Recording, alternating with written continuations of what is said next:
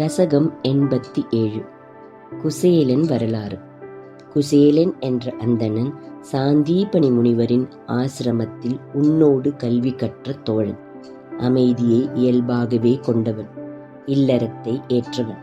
அவன் உன்னிடத்தில் மட்டும் கொண்ட தனி பக்தியால் செல்வம் முதலியவற்றில் பற்று இல்லாதவனாகவே வாழ்நாட்களை கழித்தான்.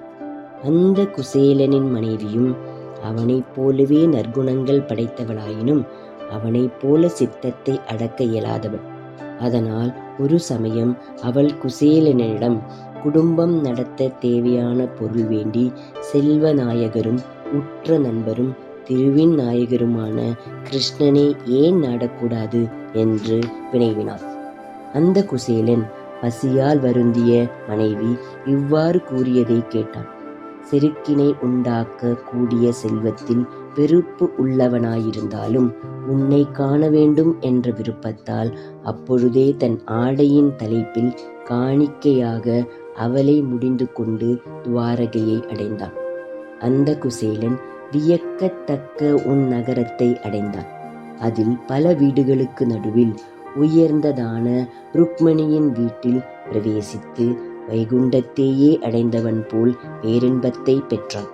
நீ மிகவும் சிறந்த முறையில் செய்த மரியாதைகளால் அடைந்த பேரின்பத்தை வார்த்தைகளால் வர்ணிக்க முடியுமோ?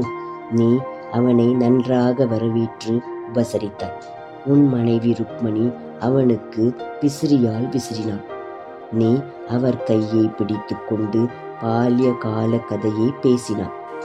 முக்கியமாக குரு பத்தினியால் விறகு கொண்டு வர ஏவப்பட்டு சென்றிருந்த சமயம் அகால மழையில் இருவரும் அகப்பட்டு கொண்டதை நினைவு கூர்ந்தார்.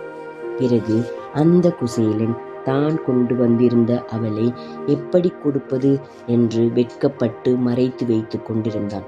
அப்பொழுது அவன் உள்ளத்தை புரிந்து கொண்டவனாய் நீயே அவனிடமிருந்து வலிந்து அவளை பிடுங்கி அதில் ஒரு பிடியை உண்டாய். இரண்டாம் பிடி அவளை எடுக்கும் முன் லக்ஷ்மி தேவியான ருக்மணி பரபரப்போடு ஓடி வந்து இவ்வளவு அருள் புரிந்தது போதும் போதும் என்று உன் கையை பிடித்து தடுத்தாள். அடியார்களுக்கு அடியவனான நீ அந்த குசேலனை பெருமைப்படுத்தினார். அந்த குசேலனும் ஓர் இரவு துவாரகையில் இனிதே இருந்து மறுநாள் பொருள் ஏதும் பெறாமலே திரும்பிச் சென்றான். உன் அருள் புரியும் தன்மை விந்தையானது அன்றோ? அந்த குசேலன் நான் செல்வத்தை யாசித்து இருப்பேனாயின் அந்த கண்ணனும் கொடுத்திருப்பான். இப்போது மனைவியிடம் என்ன சொல்வேன் என்று வழிநடுக சிந்தித்தான்.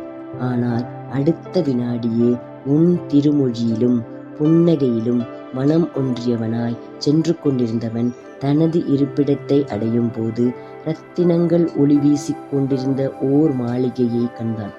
குசேலன் வழி தவறிவிட்டேனோ என்று சிறிது நேரம் திகைத்தான். பின் இல்லத்திற்குள் சென்றான். தோழிகள் சூழ இரத்தினங்களாலும் பொன்னாலும் அழகாக விளங்கிய மனைவியை கண்டான். உன் அருள் பெருவிந்தைக்கு உரியது என்றும் உணர்ந்தான். அந்த குசேலன் இரத்தின மாளிகையில் வாழ்ந்து கொண்டிருந்தாலும் அவற்றின் மீது பற்று அற்றவனாய் உன்னிடம் கொண்டுள்ள பக்தியினால் மோட்சத்தை அடைந்தான். குருவாயூரின் தலைவனே, அப்படியெல்லாம் பக்தர்களின் விருப்பங்களை நிறைவேற்றி வைக்கும் நீயே என் நோய்களை போக்கியருள வேண்டும். ஹரே ராமா ஹரே ராமா ராம ராமா ஹரே ஹரே, ஹரே கிருஷ்ணா கிருஷ்ணா கிருஷ்ண கிருஷ்ணா ஹரே ஹரே.